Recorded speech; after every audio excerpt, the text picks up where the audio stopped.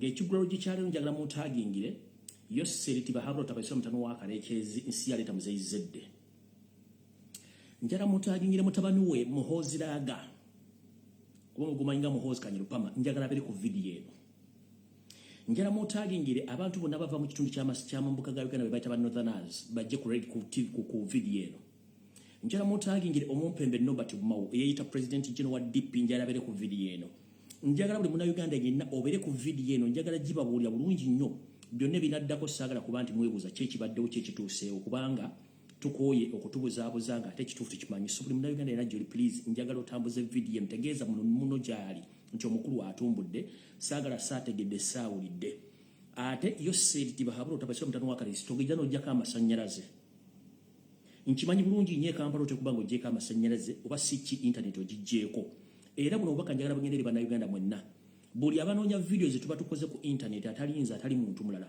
Uganda Facebook oba obwenyi bw'ekitabo okuva lwe twatandika okuba yoseriti bahabula otabasira mutano wa kalesi ne tumuttamu n'omuntu Facebook ebitundu 7 ku buli 10 mu Uganda tekola eina kola ngoina ketuyita ka bypass ngoina VPN no muteeka ko bano giteeka ko lyosoboka you can access Facebook bosobola kufuna Facebook oba tatadeko VPN tosobola kufuna Facebook ekyo kiri mu Uganda so muna Uganda aliyo nga Facebook ekutawanya please kola ekintu kimu genda ku mitimbagano ya YouTube egisinga obungi ojja kufuna ko information enzo omutimbagano gwango YouTube baguyita Lumbuye Fred ojja kuba gufuna bulungi video ojja gifuna nga sinkwatemo ne blogena ku Facebook no kubira video bagamba nti video joliko saa zino mu location mo tosobola gifuna kubanga mu Uganda Facebook ebitundu 7 ku buli 10 yoseriti bahabula otabasira mutano wa kalekezi nsi yaleta muzeyizedde ensanga bisibe gisiba temusobola kufuna information so clicking ku page yange oba ku page z'abala okubadde information nanga eganti you can't watch this video in your location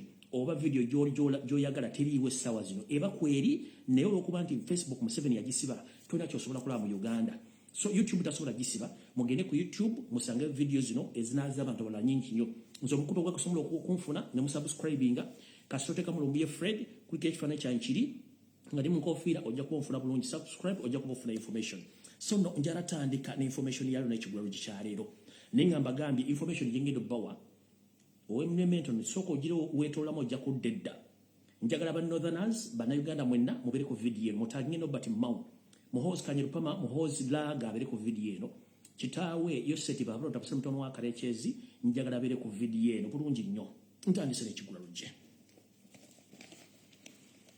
ekigulalo gye kyaleero njala babikira era mbategeeze nti Uganda nga weyimiddwa lero ebyayo si birungi era njagala mbategeeze abanyumirwa akanyumirako ekigulalo ki njala muwulize information ene bulungi nnyo mutegeere bulungi nnyo wetwogerera Uganda efuuse ekisekererwa ku mutimbagano gw'ensi yonna nti tukulemberwa abasajja abatali bannansi abeefuula nti baasoma kumbe abasajja bano baali baatubuzaabuza dda bakozesa ekigambo kyekimu kweka information otiisetiisa abantu ofuga eggwanga abasajja abaali abagezi bonna battibwa ne batulekeramu abasajja abasiru abalina akatenga batasobola kwogera ku nsonga zino ez'ensi yaabwe wetwogerera olutalo olwatinkulwa ekkongo nabagamba lwabyanfuna so si lwakulwana kuyamba ggwanga lyaffe kubanga n'amagye gaffe agasinga obungi annansi baabadda wetwogerera omusajja ono bwe agenda ekkongo okubba n'okutinkula entalo yalina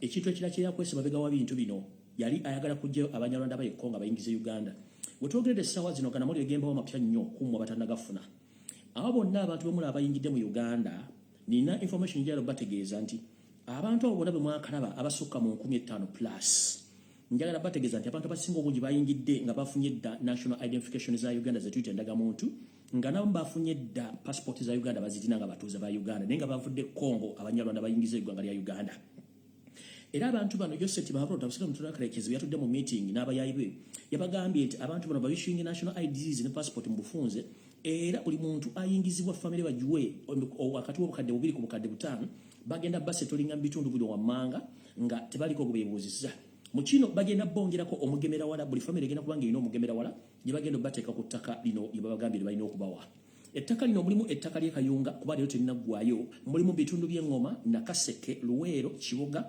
Madugomba ne Kifamba era Mugomba abantu bano sofa abakafuna ennanga mutu za Uganda ne passport bali 13 ngera n'ensimbi obukadde wakati obukadde 2 n'obukadde 5 wepono omugemera wala basinga obungi babifunye bino nno yabitegeezeza byebitegeeza era byatandise okukola yensonga lwaki mula nti abantu abasinga obungi mu Uganda abafaana nti si bannansi babeera ne biboogerako nga tewalina muntu yenna bakuba ku mukono olw'ensonga nti kino bakikoze ebbanga ddene nnyo nga temumanyi kikigenda mu maaso mu ggwanga. Tugenze mu maaso, tukyali ku kiggulalogi. Era ono omwami yennyini ayina olukwesukwesu lw'ayagala okuteekawo nga abantu bano aleeta bantu bannansi be okuva e Rwanda obbajjuza mu Uganda, kubanga ye kyayagala okukola kwe kuddira ennamba y'abantu bannayuganda bannakabala okuba nti babakendeeza mu nnamba bo bayingizeewo abantu baabwe okuba nti bagenda okukontrolinga ne bizinensi na buli kimu. Era kino kyatandika ddala kuba nti bannayuganda basinga obungi batemu kitegera nti kigenda mu maaso. Kati bino bwe mbyogera olumugamba nti mbabuzaabuza oba tembitegeera n'ebigenda mu maaso mu Uganda nga buli munnayuganda yenna munnabyabufuzi bakubuzaabuza n'okukusirisa ekyo mbadde mukitegeera.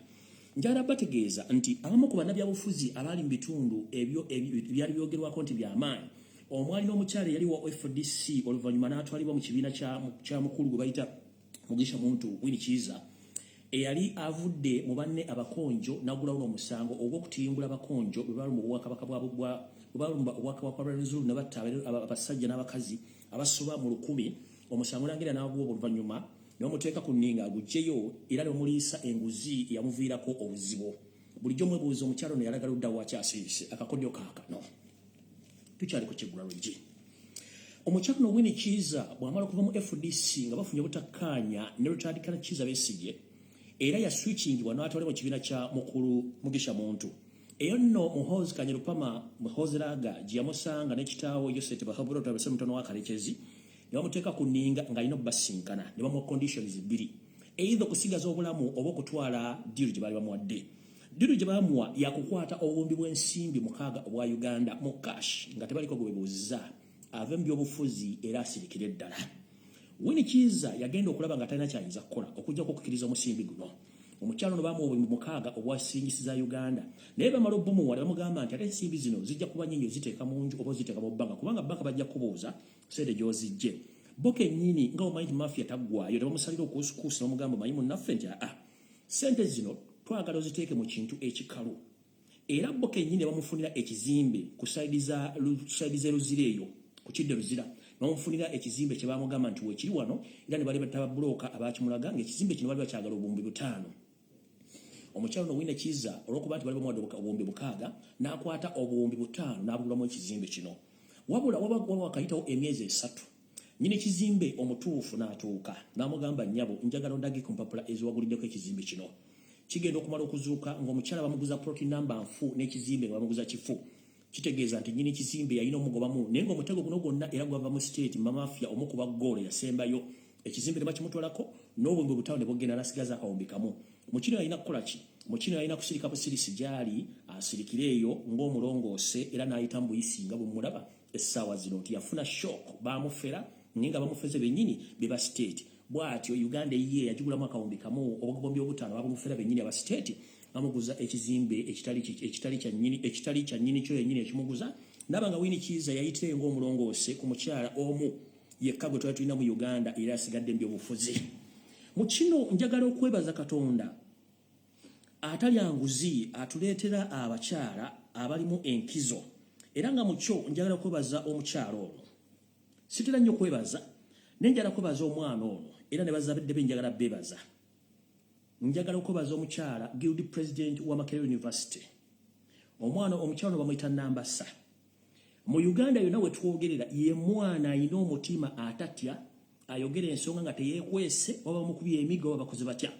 Mwana muwala Nambasa njagala okubaza bazadde bo, njagala okubaza Uganda okuba nti evuddemu ekibala ekyokubiri kye tuyinza okuba nga tufunamu essuubi. Omukyala oyo y'omwana. Njagala okubaza omwana oyo simumanyi naye okuva lwamu lwaga Guild President akoze omulimu gw'amaanyi nnyo teyeetiirira. Mukyala Nambasa wonna wooli njala kuteeka mbigire n'omukyalo yali ow'amaanyi naye kati gwe omudidde mbigire. Mwenda batamumanyi omukyalo oyo y'oyo mwana ali Makerere Guild President omupya kubanga ye mukambwe nnyo tayagala kumanya. Mwana muwala sigala ku mulamwa kubanga oyagala ensi yo oyagala n'abantu abo. Era njala kutwala omukisa okwebaza bannayuganda mwenna abavuddeyo kuba nti musobodde okwekalakaasa mu ngeri yonna esoboka.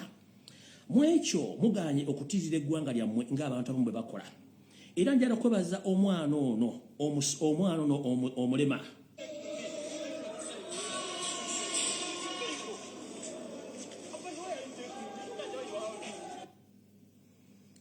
omwana ono omulema naye ali ku university Makerere.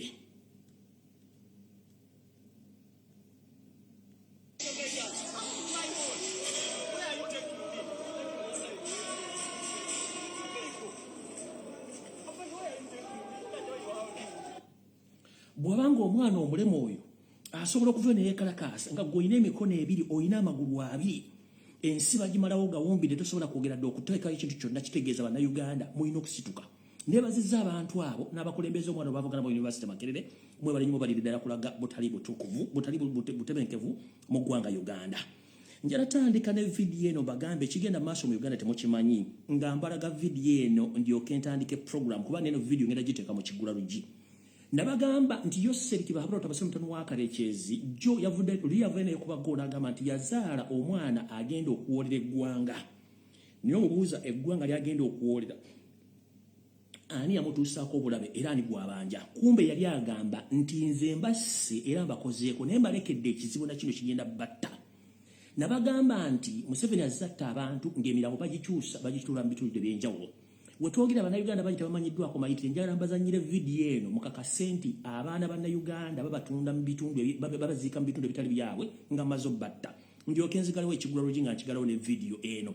Naye nga sinajanja vidiyo eno njagala kubalaga nti okuwamba okutulugunya n'okutta bannayuganda kukyagenda mu maaso mu ggwanga lyonna nga mwenna musirise.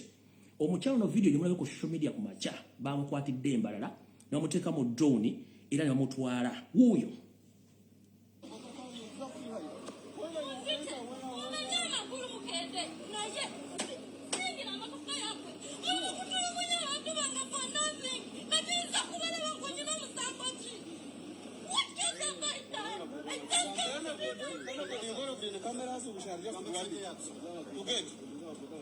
We don't want phones here.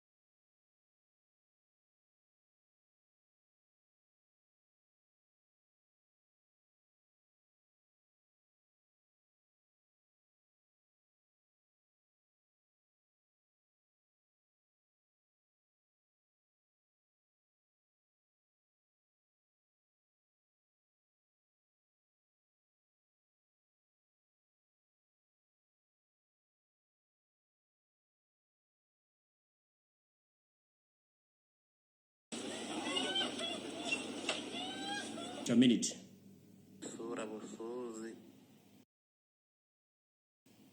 Ejo mirambo gy'abantu gye basimidde mu biseguusi ne babaziikayo mu kirindi.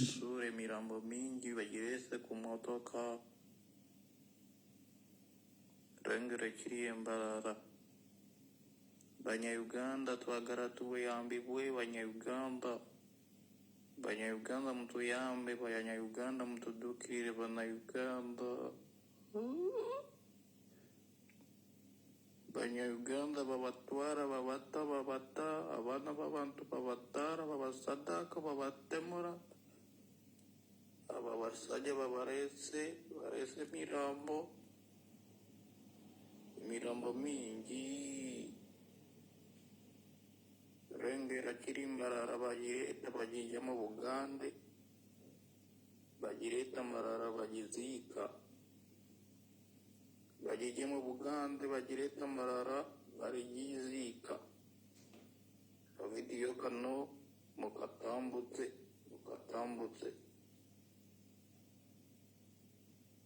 batabana Uganda Ejo mirambo gy'abaana bannayuganda babaziika mu biseguusi babatira mu polisi z'eye Bugande bazirete n'ombarara babaziika. Ejo mirambo gye basika si mbuzi si nkoko. Ejo mirambo gy'abaana mirambo gy'abaana ejo rengere mirambo nyamagaba ayi ruhanja wange rengere mirambo Wengere mirambo engera bagisika mirambo y'abanyayuganda kiri mbarara bagireta mbarara mugize yo mu Uganda turetera mirambo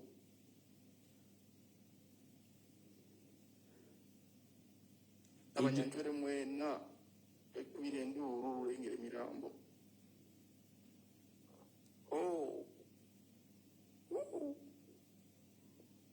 mirambo mingi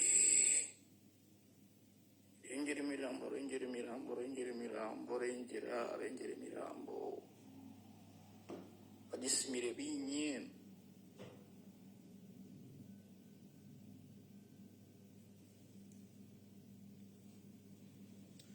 ndoza no mujjo tegera nti ensije muri mundala nnyo ku planet gye muri kondala nnyo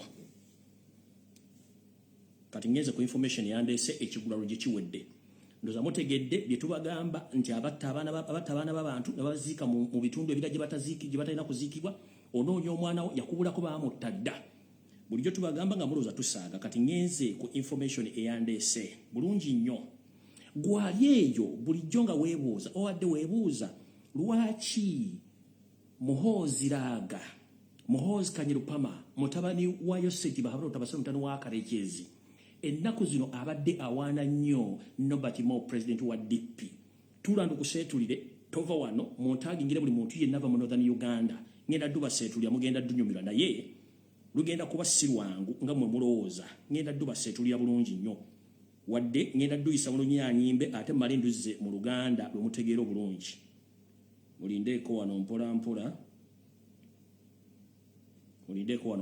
1 minute. All right.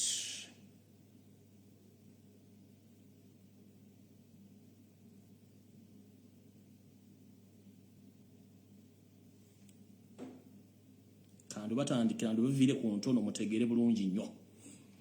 All right.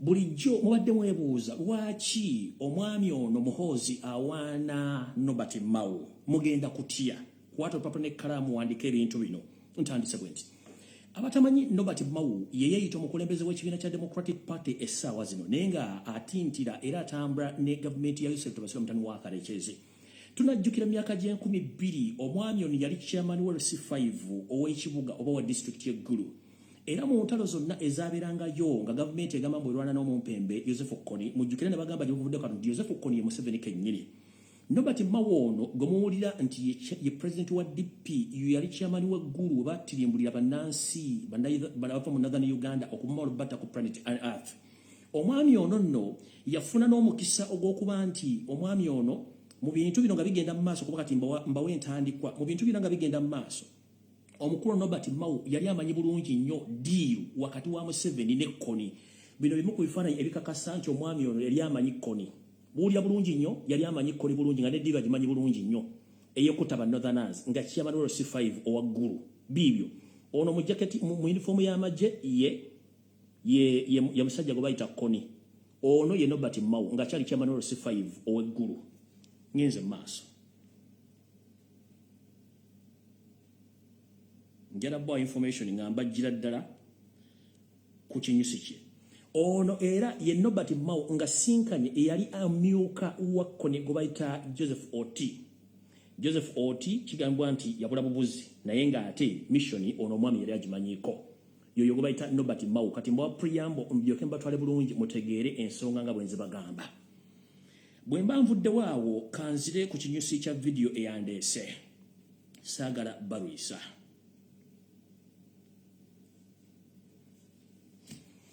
omwami ono enteeseganya zaagendanga mu maaso wakati we yayita Kony ne Yoseti baabula otabasira mutano wa Karekezi naye nga Museveni kennyini ye Kony yasindika abateesa yasindika abatta nga nono akimanyi era abantu abasinga obungi abali mu nteeseganya ezo baazuula obukyafu obuli wakati wa Museveni ne Kony era abantu abali mu delegations ezo abasinga obungi Museveni yabajjawo n'asipeyalinga ono omwami Nobert Mao nga basinga okuluma nnyo abantu b'omu Northern mwe mwali omukulu Walter Ochola eyattibwa mu ngeri ey'ekyewuunyo nga Museveni amuse olw'okuba nti Walter Ochola yamala okutegeera deal ezali wakati wa Kony ne Museveni nga bintu byali byakiwoni okutta ba Northerners ensonga lwaki bataba northerners baali bagala banyisa lutalo nakuba nti babajja mu system.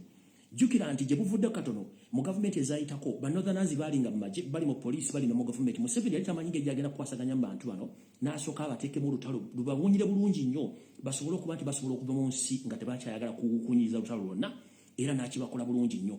Bamaze ebbanga ddene nnyo nga bali mu confusion mu ntalo buli kimu nga tebaagala kumenya kigenda mu maaso mu Uganda. Ekyo ne kibatuukako ne bakivaamu. Omwami ono najja ne yeesimbawo kuba president emirundi egiwera ngera ssente ziva mu state. Najja ne yeesimbawo ne kuba president wa DP wamuwa najja n'afuuka president wa DP n'asigala ng'akolagana n'ani ne Yoseti Bahabura Otabasira mutano wa Karekezi. Kati olugero luno omumpembe Yoseti Bahabura Otabasira mutano wa Karekezi yali agenda kugibwako nga n'okulonda tekunnabeerawo. Kino mukiwulirize bulungi.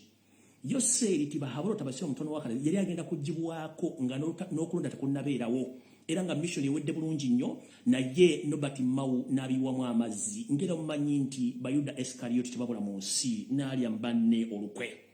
So this is to inform the general public, most especially the Ugandans in the northern part of Uganda, that the so-called brother of yours, that is Nobert Mao, the current president of the Democratic Party, he betrayed Ugandans and he betrayed his brothers and sisters of northern Uganda, whereby he linked the information which had led to many assassinations of public figures in the northern part of Uganda.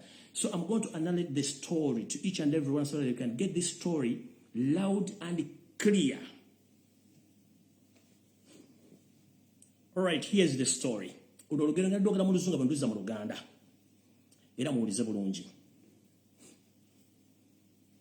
The strike of Muhoozi on Acholi leaders, why Muhoozi Kainerugaba killed late Peter Lokech, Poison Olanya, Grace Akero, and who is next?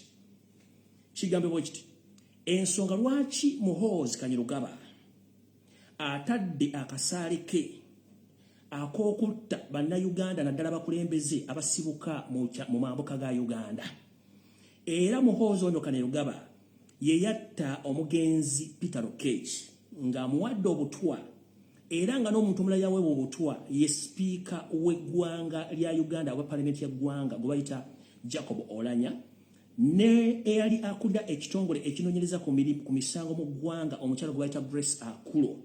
Ani agenda okuddako mu nsonga eno bweti bwetambula? Tugenze mu maaso. As the succession battle rages in Uganda, many people have fallen victims and many are on the hit list by Muhoozi Kainerugaba and a small circle of operatives who work for him to eliminate obstacle in his path. Bakugambye bati ng'olutalo lunyinyiitira bulungi nnyo olw'okulaba nti ani agenda okudda Museveni mbigere mu ggwanga lya Uganda okufuga. Abantu bangi bagudde mu katego kano era battiddwa.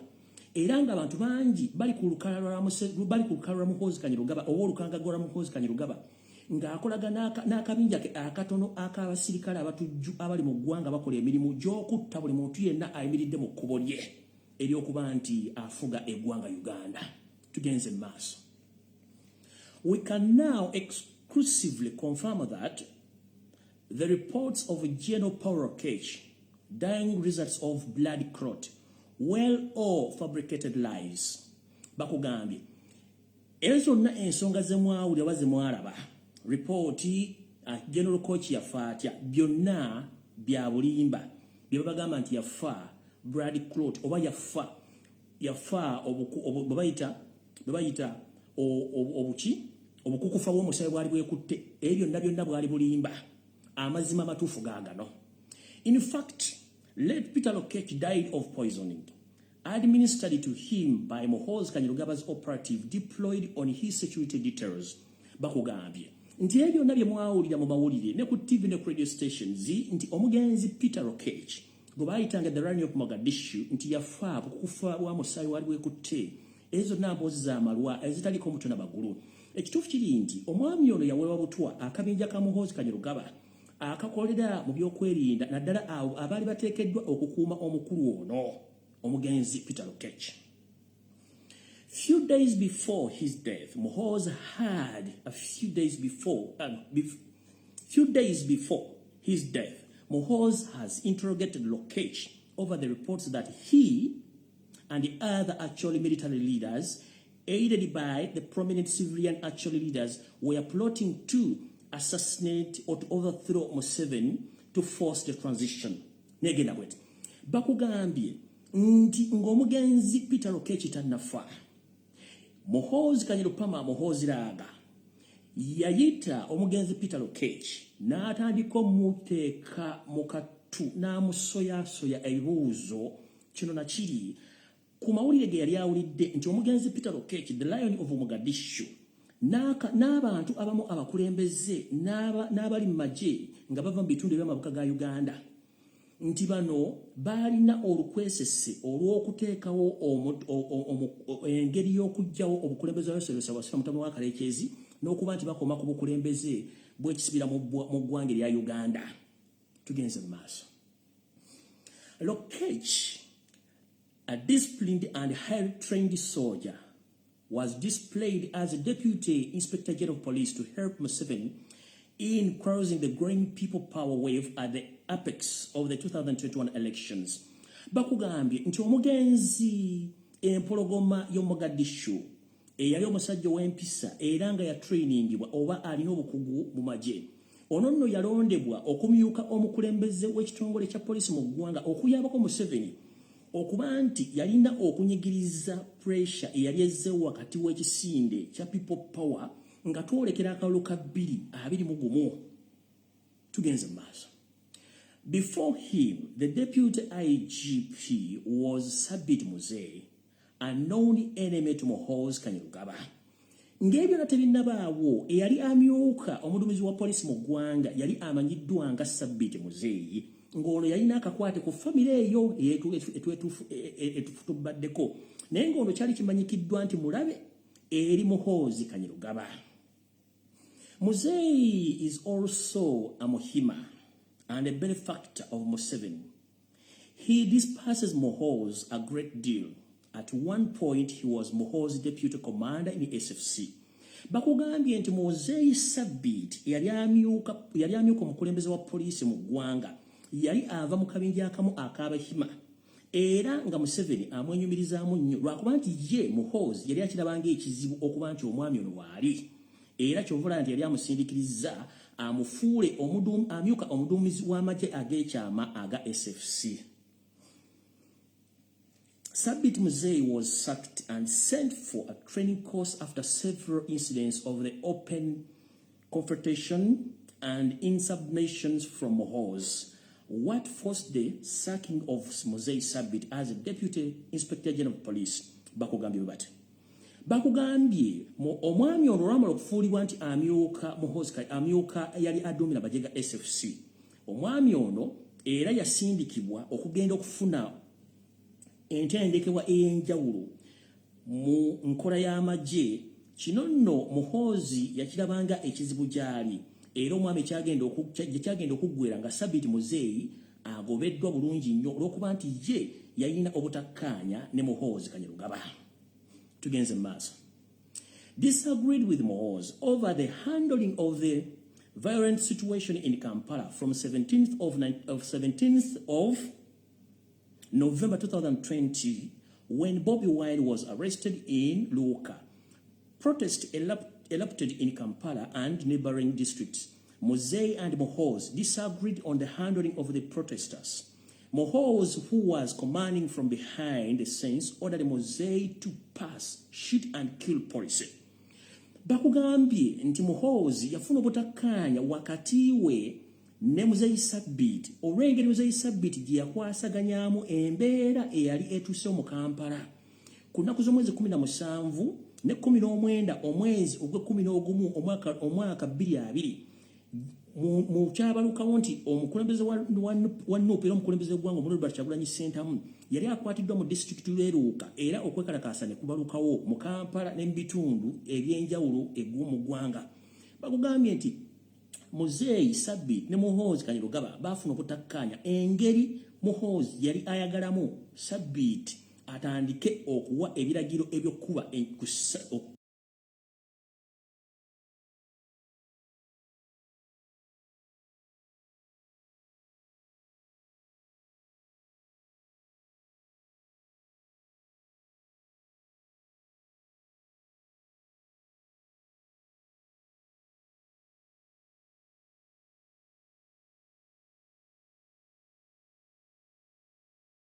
kuba amasasi ku nnyama.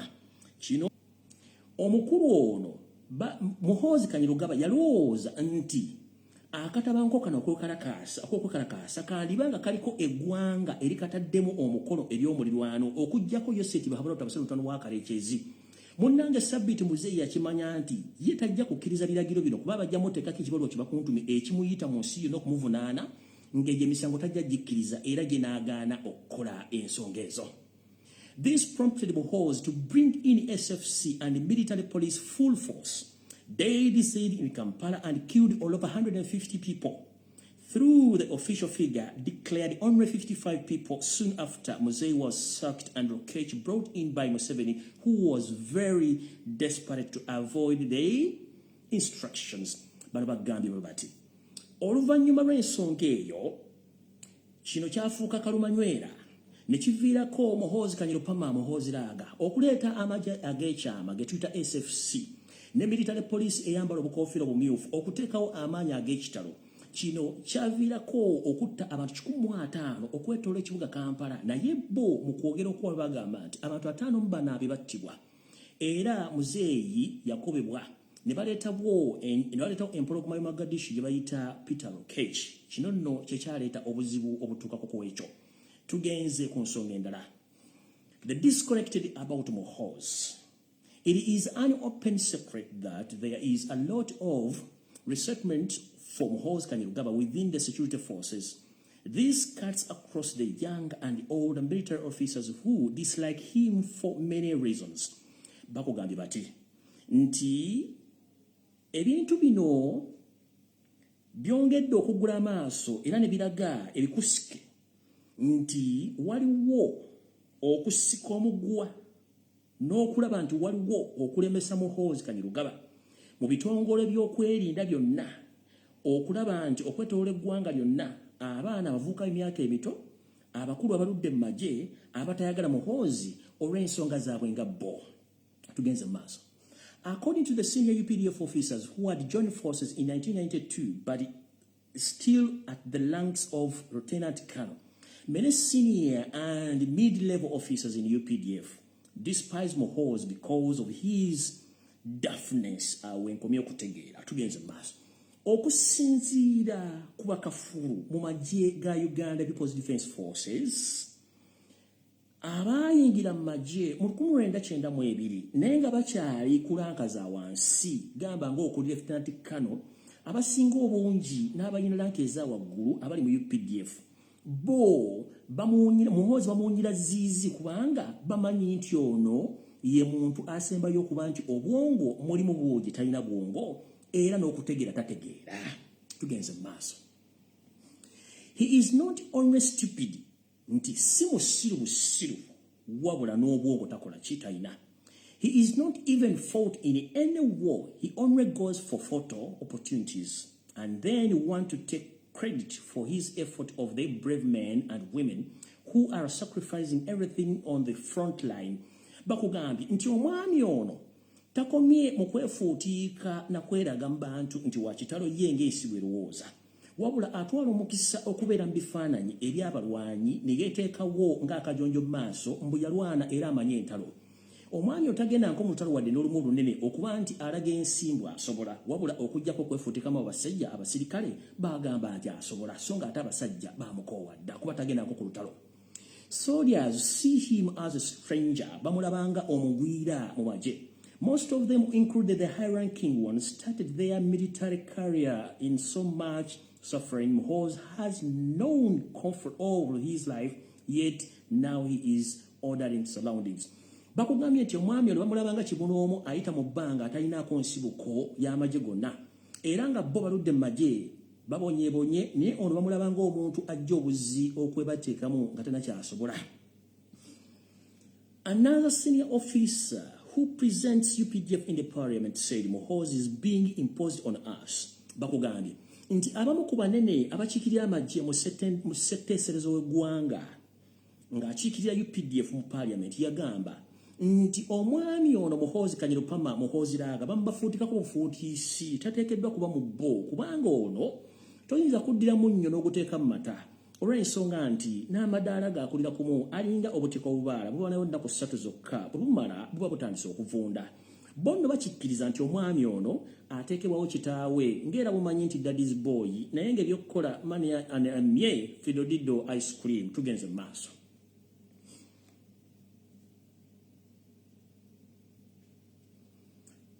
The military ranks gifted to him by his father. Some of us have scars, the permanent injuries from fighting wars, but now see. How can a unknown drunkard be commander of our land forces?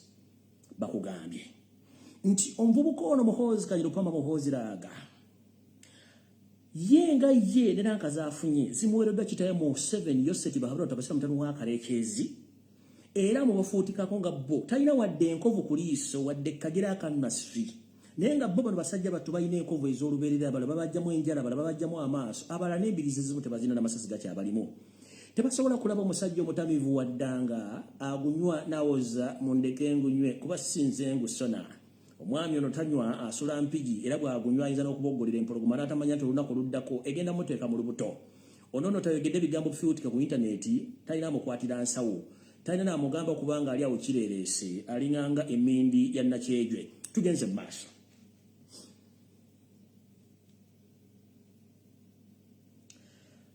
The interrogate wali okulya n'okukomba essowaani kati wetulaga. It is against the background that Lokech also despises Muhoozi, who has earned a reputation for being an extremely arrogant and bitter against anyone he suspects of being against him or his father. Bakugambye wano Lokech agwata mu katego kano. Kigambibwa nti Muhoozi Kanyirugaba mwegendereza nnyo eri omuntu yenna ayogera ekigambo eri ye nga kimuswaza oba kimujevuna n'okussa amadaala eri kitaawe n'ebintu byakoze nti kino kimuggyako waya era akitwala nnyo kikulu okunoonyereza baani abatamwagala n'abatayagala kitaawe. Tugenze mu kintu ekirala. The pictures of what he did to Kakwenza, which have gone public, are nothing compared to what he does to soldiers.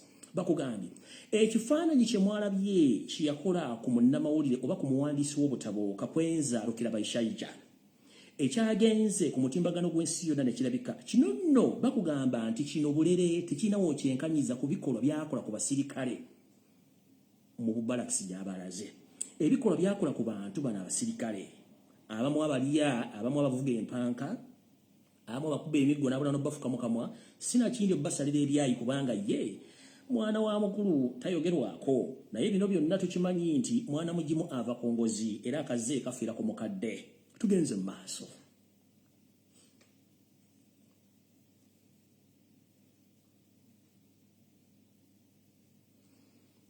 Tugenze mu maaso.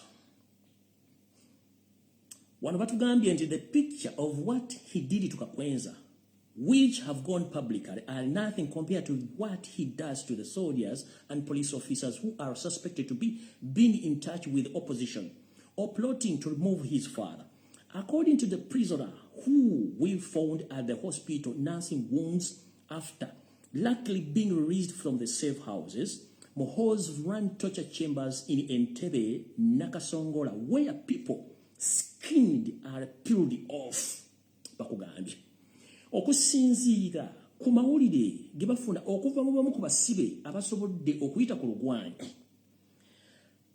basobodde okufuna ebibakwatako nga basanze mu malwaliro munnange gye banyigira ebiwundu olw'okubanga bamaze obbata oba batolose. Eno eri amatulugunyizo ga Muhoozi gy'atulugunyiza bannayuganda mu matulugunyizo ago era amatulugunyizo gano gali Ntebe Nakasongola. Abantu abasinga obungi babajjako oluliba ng'enseeraba n'abajjamu n'amaaso n'abajjamu enjala n'abasalako obulago.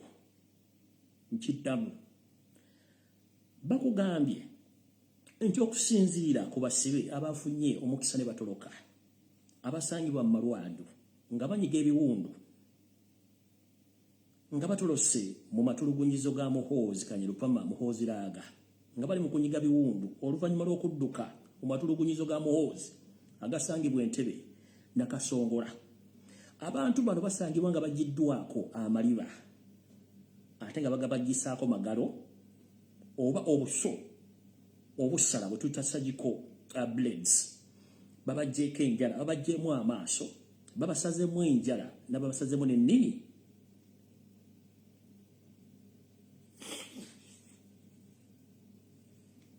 Tugenze maaso.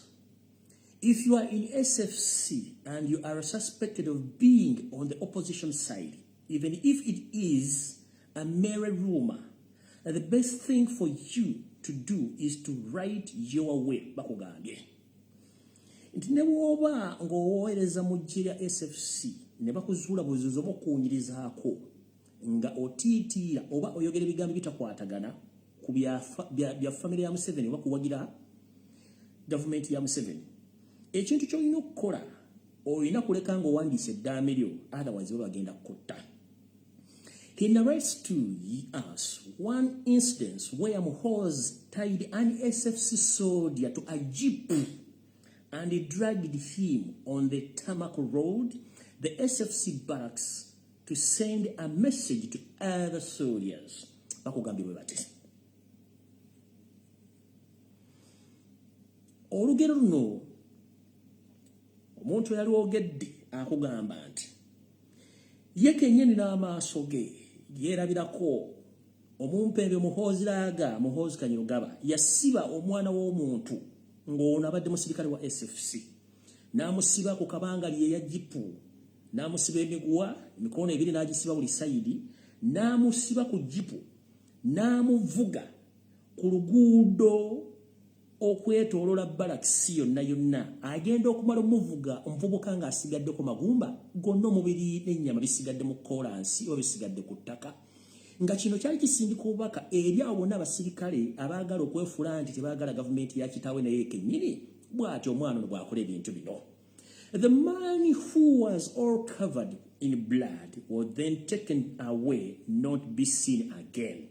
Bakugambye nti omwami ono gwe baakuula ku kabangali ennyama n'esigala mu kkubo baamukomyawo nga wa kitundu naye nga yali akyasobola okuva mu busa era ng'atemya, yaggyibwa kabangali oluvannyuma ne bamutwala gye bataamanya era nakati taddangamu kulabwa. Tugenze mu maaso. That was the fate of Lokech. Had missed a lot of money and arms from his Saint Somalia. Wano watuleese wennyini wali tubadde nga bali ku kiggula lugika tugenze ku kyatuleese. Wandiika message eno.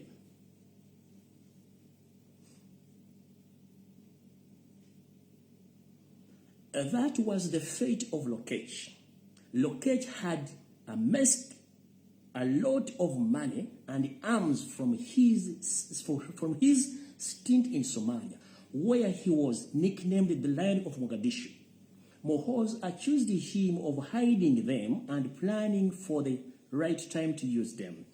Wano wava akanyambulege oba akasambula ak'omugenzi Peter Lokech oli yali atumiddwa erinnya eriye empologoma ya Mogadishu. Kigambibwa nti omugenzi Peter Lokech oba Peter Lokech yali ebbanga lyamala mu kibuga Mogadishu ekya Somalia. Yali akuŋŋaanyizza ensimbi mpitirivu nnyo n'ebyokulwanyisa byali aterese okuva e Somalia. Eri gye bamutumira erinnya Lions of Mogadishu. Muhoozi bw'amala omukunya yamugamba nti nkimanyi okwesa ebyokulwanyisa n'ensimbi ngera opulaninga obudde obutuufu bunaatuukira ojjako gavumenti ya kitange oba nankenyini onzite. Tugenze buti. When he was displayed as the Deputy Inspector General of Police, openly defied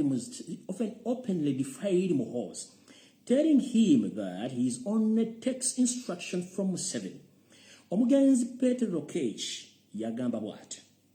Olwamuteeka ku bumyuka bw'adumira polisi mu ggwanga, yakimugambako ate ng'omusazi agula essuwandi munnange nti essuwandi zenguze ngenda kulirako bantu bange. Yagaana otwala ebiragiro bya Muhoozi Laaga bwe Muhoozi Kanyerupama yamugamba kikadulunye namugamba nti nze sisobola kutwala biragiro by'okujjako kutwala ebiragiro bya kitaawo Museveni. Tugenze mu maaso. In February, after Moho's gangs had abducted the southern civilian, Lokech was put under pressure by the international community to account for the missing persons. Tugenze mu maaso. Oluvannyuma lw'akeegugunga kali omwezi ogwokubiri, Muhoozi n'ekibinja kye eky'abamafiya abaakwata abantu abali mu 10,000 bannayuganda abatalina musanga ba civilian. Muhoozi bw'amala okukwata abantu bano, olw'okuba nti omugenzi Peter Lokech ye yali omumyuka poliisi, yateekebwa ku nninga ebitongole eby'ensi yonna n'amawanga olw'abantu abaali babuze mu kwekalakaasa okwo, era nga baagala abuulire ensi abantu bano baalagawa. Tugenze mu maaso. He went to Museveni and threatened to resign because he was being asked to account for the people he did not know where they were. Omugenzi Peter Lokech bw'atyo yabissaamu oba yabinaanika engatto n'ayolekera ewa mukama we Yoseti Bahabura Tabusamutono wa Kalekyezi n'amutiisatiisa nti omwami ono agenda kusuulawo omulimu guno kubanga munnange tagenda kubuuza obuzibuuza kajjojijjoji olw'abantu abaakwatibwa Muhoozi Kanyiro gaba Kanyiro papa Muhoozi Laaga era nga ensi ebabuuza abantu bano bali ludda wa. Tugenze mu maaso. He demanded that Muhoozi return the abductees, the citizens, the police custody, infiltrated Muhoozi in his characteristic way. Muhoozi promised to deal with the matter. Omwami ono bw'amala okugenda wa Museveni n'amugamba ebigambo bino, Muhoozi byamugwa mu matu era n'ategeeza omugenzi Peter Lokech nti munnange olabika ozannyira ku mulala nze tonzannyirangako, nja kukulagirako bwereere era ekituufu yamala n'akikola. Muhoozi got winds of plot by Lokech and a group of Acholi leaders to kill Museveni and force transition like it was in current trends in West African countries.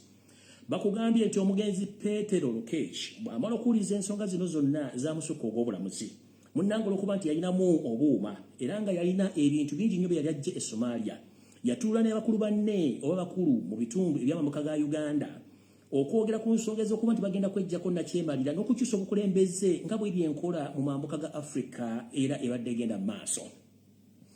The team comprised of Lokech, Grace Akero, Jacob Olanya, Winnie Doro, Hilary Onek, Nicholas Opio, Nobert Mao bakugambye. Abantu amu beyasinkana omugenzi Peter Lokech. Mwe mwali yekennyini omugenzi Peter Lokech. Mwalimu Grace Akulu, omukyalo ono yabadde akulira ekitongole ekinoonyereza ku misango ekibuli. Mwalimu abadde Speaker of Parliament Jacob Olanya, mwalimu Saabalamuzi Winnie Doro, mwalimu Hilary Onek, mwalimu Nicholas Opio ne Nobert Mao. Tugenze mu maaso ndamutegedde bulungi abantu abo. According to the brief given to Museveni by Nobert Mao, awabadde wakulu nabagambye the northerners, the Ugandans in northern Uganda, listen to this message very carefully. Remember this gentleman Mao. He knew exactly who was killing your brothers and sisters in northern Uganda. He knew who was conning. He knew that Museveni was conning. He knew that his fellow northerners, they were killed by Museveni, but he kept quiet because he's a traitor. Hope everyone is getting this information right. Katuwanu wali okulera okombe sowani mutegere bulungi nnyo. Ndoza kakabadde bulungi nnyo babega mukategere bulungi nnyo. Mukategere bulungi nnyo, mukategere bulungi nnyo, mukategere bulungi nnyo. Muhoozi get winds of plot by Lokech and a group of Acholi leaders to kill Museveni and force the transition like it is currently in trend in West African countries. The team comprised of Lokech, Grace Akuro, Jacob Olanya, Winnie Doro, Hilary Onek, Nicholas Opio, and Nobert Mao. They are about meeting. According to the brief given to Museveni by Nobert Mao, whatever nti okusinziira ku mawulire obubaka Nobert Mao bwe yawa Museveni ng'amaze okuva mu meeting y'abantu abaliddemu olukwe bwe buno wano wammanga. Wulira embaga. They held a meeting at several locations in Kampala, Guru, on how to affect their plans. Bakugambye nti omugenzi Peter Lokech n'abantu beesobe yatula nabo omuli ne Nobert Mao yabaddukamu n'agenda n'awa Museveni amawulire gano. Okusinziira ku Mao bye yagamba Museveni, yagamba nti abantu bano batudde mu Kampala ne mu Gulu mu bitundu ebyenjawulo okuteekawo oba okutuukiriza pulaani yaabwe ey'okujjako Museveni. Wulira. The plot was to assassinate Museveni and Winyidolo, being Chief Justice, would insist on the Vice President taking charge for the 6 months as required by the Constitution. Bakugambye bati enteekateeka y'omugenzi Peter Lokech ne banne yali nti nga Chief Justice Winyidolo bwe yali mu kakundi kaabwe kano ajja kukozesa ssemateeka okuleka Vice President atwale ekisanja eky'emyezi 6 nga bwe giri mu Constitution ng'amaze okutta Museveni, then balyoke bateekewo obukulembeze bw'opya nga Constitution bweragira, naye nga Vice President mu biseera yalina okutwala entebe eyo nga bwe kyali kiragiddwa mu ssemateeka w'eggwanga.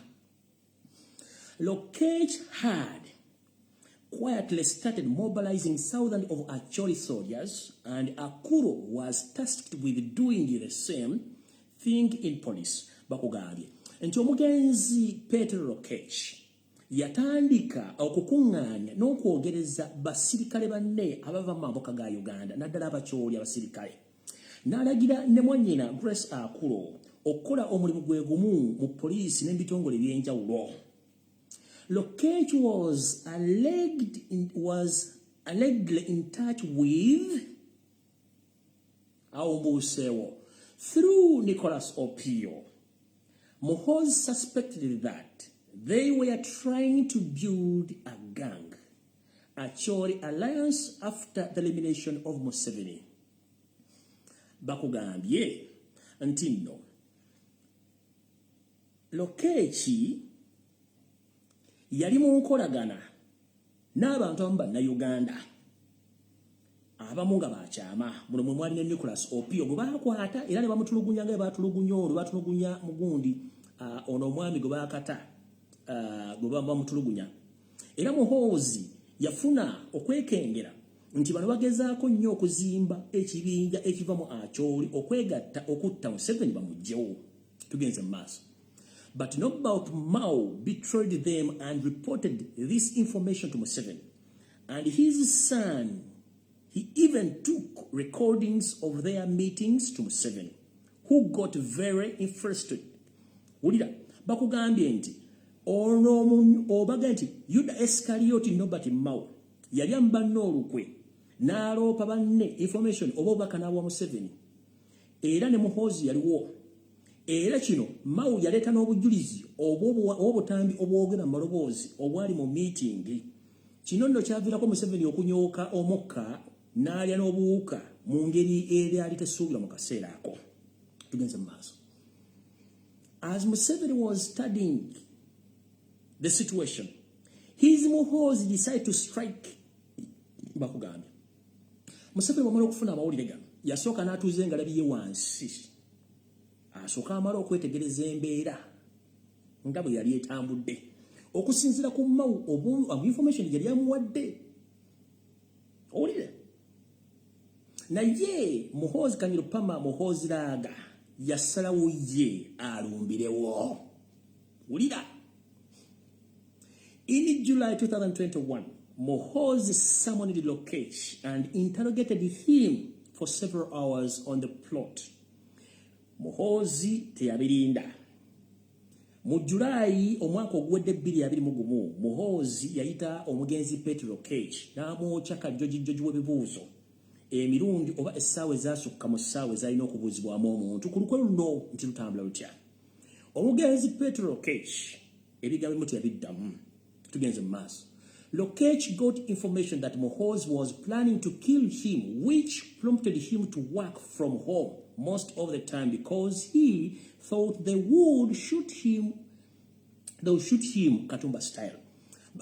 Bakugambye nti oluvannyuma lw'omugenzi Peter Lokech okutegeera okufuna information nti Muhoozi Kanyirupama Muhoozi Laaga yali alina enteekateeka emutta kino kyaviirako omugenzi Petro Cage okusigala ewaka gy'abaakolera emirimu gye ng'atidde nti bayinza omukola ekikolwa kye kimu kye baakola Katumba Wamala eky'okuba amasasi ng'ensi eraba. Wulira firimu. But Muhoozi decided other means and resorted to poison. Bakugambye Muhoozi bw'amala otegeera nti Lokech yakitegeera, Muhoozi n'asalawo okukozesa enkola endala ey'okuwa obutwa. Using one of his operatives displayed on Lokech's security details, he was given a Russian-made nerve agent which finished off the organs in few days. Bakugambye Muhoozi Kanyirupama Muhoozi Raga bw'amala otegeera nti omugenzi Petro Cage amaze otegeera nti bayinza okunkuba amasasi. Muhoozi Kanyirupama Muhoozi Raga yakyusa enkola n'asalawo akozese enkola ey'obutwa.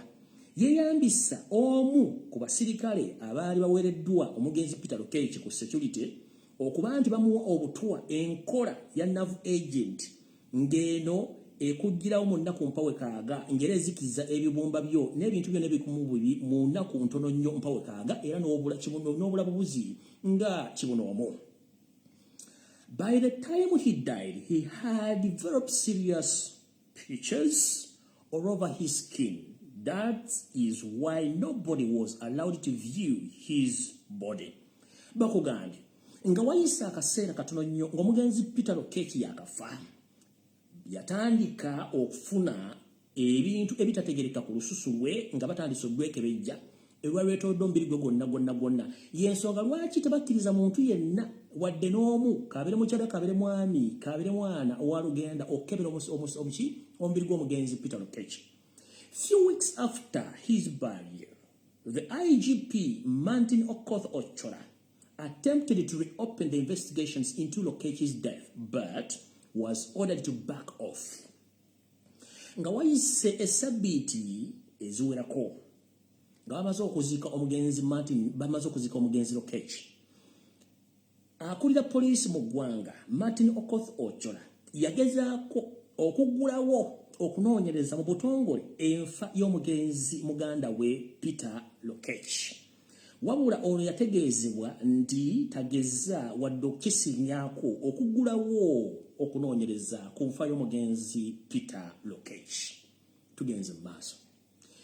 Two senior police officers from the Acholi who work in CID were sent on forced leave for writing report to reopen the investigations and proposing that Lokech's body is exhumed for other autopsy.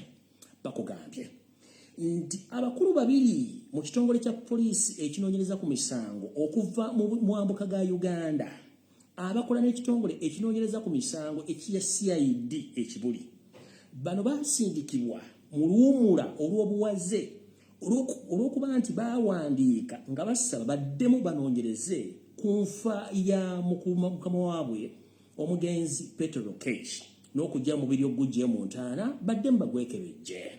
Bano baasindikirizibwa okuva ku mulimu nga nenna mugisse mufungize. Tugenze mu maaso. The good news is that the Acholi traditional leaders know who killed Peter Lokech. When they gathered openly, they accused the person behind Lokech's death. They were sending a veiled message to Muhoozi. They were telling him that they are aware he did not die of natural cause. Bakugambye nti amawulire amalungi gali nti abantu b'omu mambuka ga Uganda naddala abakulembeze ab'ennono n'abakulembeze abali mu mambuka ga Uganda batudde era batuula bakyatuula era bakitegeeza lunye omupembere Sseto Basira mutano wa Kanjide mutabani we nti mutabani waabwe Peter Lokech teyafa mu nfa eya bulijjo. Bamusindikidde obubaka Muhoozi nga bamutegeeza bamanyi ye yatta Peter Lokech era bakimanyi bulungi nnyo teyafa mu ngeri entuufu gye yalina okuvaamu oba gye yalina okufa. So nno abantu njagala mutegeere bulungi nnyo bwe badde obubaka bwali mutegedde bulungi nnyo lwaki Nobert Mao ne Muhoozi Kanyirupama bali mukwano mulungi kubanga abasajja n'abakazi mu mambuka gwa Uganda bali bamaze okuteekateeka bulungi nnyo engeri y'okutwala mu Yosef Tabasiro mutano wa Kalekyezi si yaleeta muzeyizedde nga nabo gisi bufungizi ng'ensimbi bazifunye nga n'ebyokulwanyisa babirina naye munnange Yuda Iscariot Nobert Mao n'agenda n'atwala obubaka n'abwa Museveni kyekyaviirako ensonga eno yonna naye Museveni yandibadde yagenda dda nga Uganda yafuna dda emirembe oyo gwe bayita Nobert Mao. Muwulidde bulungi nnyo, mutegedde bulungi nnyo. Kati njala bategeeza amannya g'ensomye ag'abantu abo mu mambuka ga Uganda abakulembeze abalindiridde okulaba ku ntaana yaabwe mugawulidde bulungi. Era bwe muwulira omu ku bo ng'aserengese Kaganga teweebuuza ani amusse era afudde atya. Mumpulirize bulungi kanga baddiremu. Y'omugenzi Petro Kechi yatuuka dda jjajjaawe Katonda God gye yali amusuubiriza okuba ng'amusinkana. Mu bantu abasuubirizibwa okuba nti bayinza okugenda mu ngeri y'emu mwe muli omukyala Grace Akulu ono yaggyibwa dda ku mulimu. Jacob Olanya ono ye sipiika wa Parliament byasiba bikutuka. Winyiddolo ekimwogeza amafuukuule n'okwogera Olufalansa nti Museveni ekkootera Museveni amateeka olw'okuba akimanyi nti mu lipooti eno gye bwa Museveni Mao gye yawaayo Winyiddolo lukwe yalulimu. Kitegeeza kati alina kubeera nga mbwa gye bakasukidde eggumba eyogere kubanga ye security gy'alina otherwise naye essaawa yonna oyinza omuwulira nga nabo gye simufungize. Hilary Oneke, Nicholas Opio be bantu be muwulira okuwuliza nti bafudde essaawa yonna olw'okuba nti bano be baali mu lukwe. Kati munnange yoyo mumpembe Nobert Mao mumutegedde bulungi. Ensonga lwaki muhoozi Kanyirupama praising ennaku zino kubanga omwami ono ye yajjawo essuubi ya Uganda n'alikwasa Museveni. Mao muhoozi Kanyirupama muhoozi laaga kyalina okukola okupraising omusajja yaspeeringa obulamu bwa kitaawe n'okuba nti gavumenti yaabwe ekyaliwo mu ngeri bw'etyo. Ndowooza mukitegedde bulungi. Temuddamu kubuuza. And this message goes direct to all the northerners, or my fellow Ugandans who are coming from northern Uganda. Please, I've been informing you about the plan of these Rwanda insurgents who came to take over our country. These people, they planned before us. Right now, as we speak, Salim Saleh is in Gulu for several missions. One is to grab land. Secondly, you should know there are some new bleeds in areas, as they did here in Uganda. For life, we thought that the biggest number of Baganda, they are real Baganda. No, some of them are the Rwandese. It's happening right now in the northern part of Uganda, whereby time is going to reach, you think that you have so many indigenous northerners, but while the 50% of them, they are of the Rwanda origin because there is intermarriage which is taking place. So there are hidden agendas there. So please be very careful. There are several missions. There are new bleeds in the area. So land grabbing, those people who are resorting, those people who are resorting in the area, be very careful. The mission is still on. But if it is possible, Mao is an obstacle to the freedom of Ugandans. Mao, he is an obstacle. And all of a sudden, whoever loses his or her life amongst the people of northern Uganda, don't look for someone who betrayed you. It is Nobert Mao. Hope the message is loud and clear.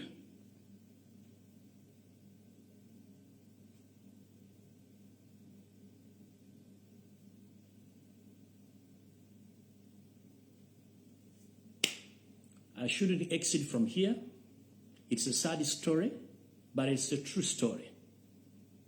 Ugandans, it's high time we wake up and we save our nation from the intruders. Yoseriti bahabro tabaisirwa the son of Karekezi in Seattle Mzeizede, he's not a Ugandan. Mohoz Kanyarugaba, he's not a Ugandan. Mohoz Kanyarupama Mohoz Lag is not a Ugandan. The so-called General Salim Sarey, he's not a Ugandan, he's a Somalian. Amama Mbawaz, he's not a Ugandan. Sam Kutesha is not a Ugandan. These people, all of them, they are foreigners. That's why they are treating us like animals. The economy is crashing, people are kidnapped, people are being killed, no one is talking. Hope everyone, whenever you are, you've received this message loud and clear. May God bless Ugandans. Stay safe. I love you. Take care of yourself. As you pray for me, maximum respect.